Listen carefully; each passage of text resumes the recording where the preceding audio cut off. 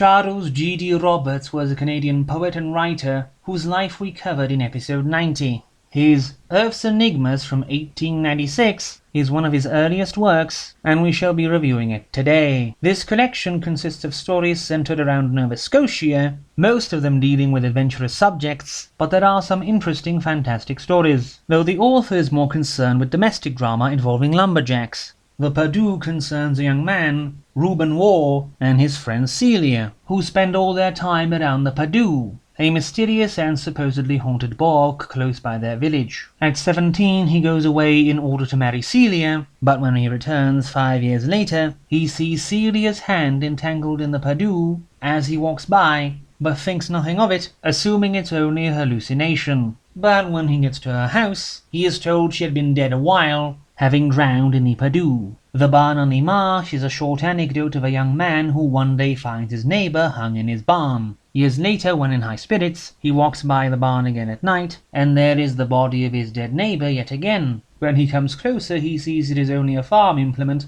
but when looking from the road, he sees the body again, feeling it stare at him as he goes home. The stone dog has an unnamed narrator going to the doorway of an ill-rumoured house. As he tries to touch the door handle, the stone dog beside the fountain in the garden comes to life and attacks him, the man waking up in someone else's house with bite marks on his shoulder. The Eye of Glooscap chronicles the fate of a strange amethyst, which is said to bring misfortune to all who own it. It is lost as the French population of Nova Scotia is evicted by the English, and is only seen as a glimmering light in the marshes, bringing misfortune to the owner of the land on which it lies hidden. Following a prophetic dream in which the exiled Acadians return to Grand Pre, ramming their ship into the marsh by the coast, do seek their meat from God, is a short tale about a hunter rescuing his own son from panthers, which he at first was hesitant to do, thinking the sobbing child was one of his neighbours. As a result, the panther's cubs die of hunger. The young ravens that call upon him is an even shorter tale of an eagle feeding his nestlings with a newborn lamb. A Tragedy of the Tides recounts how Lieutenant Henry Crew and Margaret Neville were drowned by Native Americans in 1749 by being tied to stakes on the shore